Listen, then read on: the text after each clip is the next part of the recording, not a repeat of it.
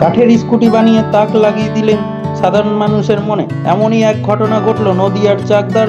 জানা যায়, চাকদায় বেলের বাসিন্দা স্বপন সূত্রধর নামে এক ব্যক্তি পেশায় কাঠমিস্ত্রি। বহুদিনের ভাবনা নিয়ে 7 দিনের মাথায় কাঠের স্কুটি বানিয়ে তাক লাগিয়ে দিলেন সাধারণ জনগণের মনে।